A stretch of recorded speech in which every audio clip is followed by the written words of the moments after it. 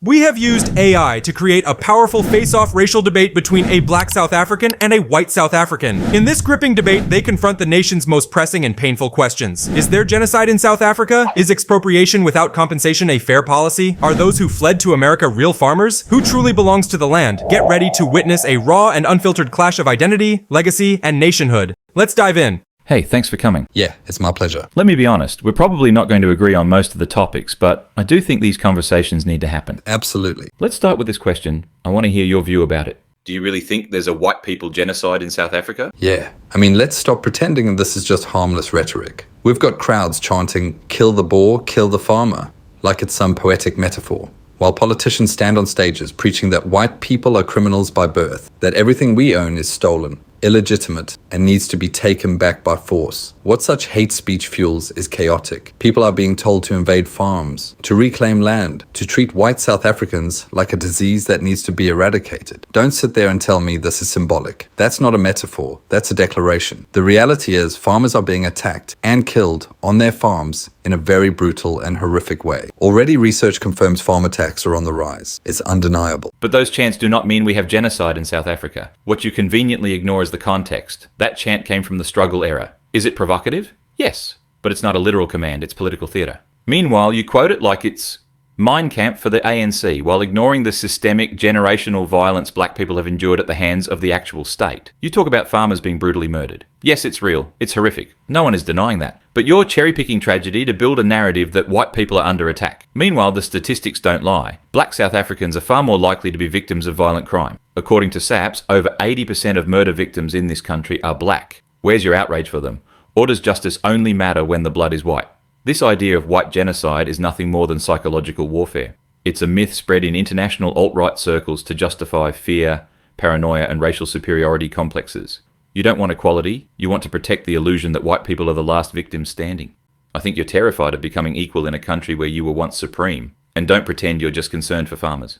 You're concerned that the days of unearned dominance are over. You don't fear death. You fear irrelevance. You weaponize isolated horror stories to shut down a larger conversation about justice, land, and redress. But you can't hide behind blood and barbed wire forever. There is no white genocide. South African as a whole is facing a crime crisis, and every citizen is a victim. So you saying it's not genocide because it doesn't look like Rwanda or the Holocaust? Open your eyes. Genocide isn't always a government-issued memo. It starts with dehumanization. It starts when a population is told that the other group of people doesn't belong here. When politicians say we must invade the land. When mobs call for blood, and then that blood is spilled. It may not be genocide by the UN's definition, but it sure as hell feels like coordinated terror to the people living through it. So yes, call it what you want. Dismiss it if it fits your ideology. But the killings are happening. The threats are real. And your refusal to even acknowledge that speaks volumes. Already some Afrikaners have started fleeing from their country, becoming refugees. People are not safe at all. Some Afrikaners have already started fleeing their own country, not for opportunity, but for survival. Families who once farmed the land for generations are now seeking asylum abroad, living as refugees because they no longer feel safe in the country they helped build.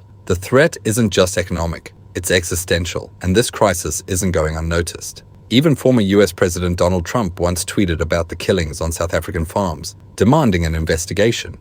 People aren't just running from poverty, they're running from fear, from bloodshed, from targeted hatred. Trump is completely misinformed on this topic. Those crosses don't represent burial grounds. That footage is from a vigil held over 5 years ago after a white farming couple was tragically murdered during a robbery. Yes, it was a horrible crime. And yes, the perpetrators were caught and convicted. It wasn't ignored. The murder deeply shook the Afrikaner community, and in response, a neighbour erected those crosses, not as graves, but as a symbolic tribute to that couple and to other farmers who've lost their lives across the country. Now, in addition to the claim of a burial ground, there was an article that President Trump held up as further proof of genocide of white farmers in South Africa. It claimed those being buried were all white farmers. But here's the truth, that image wasn't even from South Africa. Investigators traced it back and confirmed it was actually a screenshot from a Reuters video shot in Goma, in the Democratic Republic of the Congo. It showed victims of a deadly conflict that had nothing to do with South Africa, over 2,000 people killed in clashes between the government and a rebel group in February of that year. So no, this wasn't a cover-up of white genocide. It was misinformation dressed up as evidence, exploited to push a dangerous narrative. You mentioned earlier how some have already fled the country, becoming refugees. Do you really think those are actual farmers? Why does it even matter whether they're farmers or not? That's just deflection. The refugee plan is absolutely necessary. for anyone in South Africa who wants to leave. And yes, there are plenty of people who want to. We're talking about families who've survived farm attacks, people who've seen loved ones butchered in front of them. You think they care about political debates? No. They're traumatized. They want safety. And then there's another group, ordinary citizens who are ready to work, willing to contribute, but can't find a job because of their skin color. That's the ugly truth. Racial laws and quotas are boxing people out of opportunities, hardworking people who've done nothing wrong but were born white. So when they say they want to leave, when they look for a future in a country that won't punish them for their identity, we should be asking why they have to leave at all, not whether they meet some arbitrary definition. Let me be clear. These Afrikaners fleeing to the US, calling themselves refugees, are just pretending to be victims. That's not asylum. That's white flight, wrapped in a cloak of fake martyrdom. I mean, they're all based on fiction. These people are not running from war zones. They're not escaping genocide. They're running from equality, from the collapse of a system where they used to sit at the top. South Africa didn't chase them out. They bailed. And yeah, I've said it before. South Africa is brutally violent, but that violence doesn't wear a skin colour, black, coloured, Indian, white. We're all targets in a nation battling a crime epidemic. It's not ethnic cleansing, it's a criminal breakdown. And escapism isn't going to fix it. Remember, white South Africans make up just 7% of the population, yet they still control over 70% of the country's wealth. You're not being persecuted, you just have a problem with sharing. I agree. Fleeing the country cannot be the only solution, because what we need is a solution in South Africa. We need systemic reform. We have a systemic crisis. The best solution for that is we need systemic reform. We need to relook the political system. And the only way through, according to the way we see it, is by decentralizing the system and giving communities self-governance, to have people have a say over their own affairs, as opposed to this very close to a dictatorial system that we have. There's been a relentless wave of anti-white legislation in South Africa, and now it's crossed the line. The government just went full authoritarian. Cyril Ramaphosa signed off on the Expropriation Without Compensation Act. Yeah, they're openly legalizing land seizure with zero compensation. This isn't progress. This is punishment. They scrapped the 1975 Expropriation Act. Sure, it was pre-democracy, but at least it recognized property rights. Now, land can be taken from you just because the government feels like it. No court battle, no payout, no justice. It's unbelievable. This isn't land reform, it's legalized theft. And if this isn't stopped, it's going to set a dangerous precedent in South Africa. Let's stop pretending this is some grand injustice. What's happening in South Africa right now isn't oppression, it's correction. For decades, land was stolen, communities were uprooted from people during the apartheid era, and a minority ruled while the majority bled. Now there are policies, finally, that aim to redistribute that land. This isn't revenge. The white population, a tiny fraction of the country, still owns the vast majority of the land. They still dominate the top of the business world, hoard the best opportunities, and sit comfortably at the peak of the socio-economic pyramid. So these policies weren't born out of hate. They were born to equalise resources to all citizens. You can't build a just society when the wealth of a stolen past is left untouched. And if equality makes you uncomfortable, maybe the problem isn't the policy, maybe the problem is you, because what's really being exposed here is fear. Fear of a level playing field. Fear that once the system is fair, the grip of power slips, but that's not persecution, that's justice finally catching up. And if that scares you, good. That means it's working. Let's clear up the lies with some real history, since everyone loves to shout land theft without opening a single history book. The first Dutch settlers arrived at the Cape in 1620, and when they got there were no black tribes in the Western Cape. None. All the way up to the Fish River, 600 kilometers inland, there was no established black presence. Why?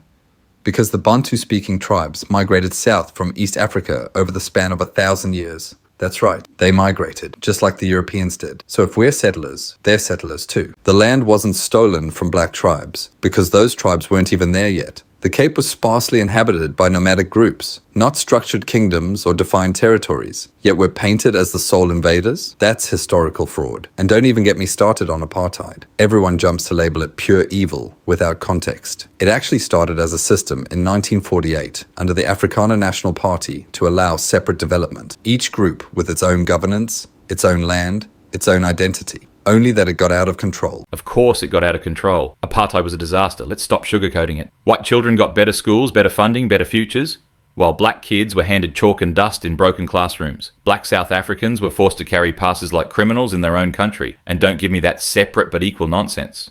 It was separate and brutally unequal. White Africans were the primary beneficiaries of a system built to entrench their dominance at the expense of everyone else. So don't act like you were just following some organised plan. That plan was rigged. The dice were loaded from the start. And let's talk about this settler argument. You say black South Africans migrated here over centuries? Yes, absolutely. Unless you don't know your history. This idea that black South Africans have some eternal, unchallenged claim to every inch of this land ignores the complexity of African history itself. People migrated, tribes moved, borders shifted. No one group sprouted from the soil untouched. Everyone came from somewhere, including you. So before you shout about who belongs and who doesn't, take a hard look at the full history, not just the version that makes you feel righteous. Nice try, but migration doesn't erase indigeneity. We moved within Africa. You came from across oceans. There's a difference between shifting homelands and showing up with guns and flags. Don't twist history to justify colonization. You say we shifted from other parts of Africa to get here. Good. That means we belong here. This is Africa. This land, this soil, its rivers, its mountains. They don't belong to European bloodlines. They belong to the people whose roots run deepest here. Africa is home to black people. It's the only continent that doesn't deny us. But you? You've got Europe, you've got the Americas, the whole Western world will welcome you with open arms if you pack up tomorrow. But us? We only have Africa. So no, we are not settlers. We are the soil. That's something you shouldn't ever forget at all. And let me be clear, I'm not saying you should leave. You're South African too. You were born here, raised here, and your roots are in this land just like mine. You have full rights, no less than anyone else. We don't have a problem sharing this country with you as long as you don't have a problem with equality, with fairness, with resources being distributed in a way that reflects justice, not privilege. We can live side by side, but not if one side insists on clinging to all the power, all the land, and all the wealth. Equality shouldn't threaten you at all. Look, I hear you, and believe it or not, I agree. Equality shouldn't be a threat, but forced redistribution isn't justice. It's revenge, dressed as fairness. You talk about land and wealth as if they're static, as if they weren't built through effort, sacrifice, and yes, sometimes tragedy. But we're here now, and we can't fix the past by punishing the present. If we want a future that works, it has to be built on shared opportunity, not resentment. I want a South Africa where merit matters, where history informs us but doesn't trap us, and where we don't exchange one form of dominance for another. So yes, I'll fight for fairness, but I won't be shamed for my heritage. And I won't support a system that punishes people simply for being born on the wrong side of history. I understand. And let me say, I'm not here to erase anyone's roots. When I speak of redistribution, I'm not calling for revenge. I'm calling for restoration, for healing, for correcting systems that still reflect the deep scars of apartheid and colonialism. Yes, we need merit, but merit can't grow in poisoned soil. We need to level the ground first so everyone has a fair chance. And if that means some discomfort for those who've historically benefited, then that's part of the process. Change is never painless. But it can be peaceful. It can be just. Anyway, I thank you for standing your ground. Even when we disagreed, you showed up. That's more than most, so thank you for coming. Thank you for the exchange. It's been fiery, but real, and I respect that.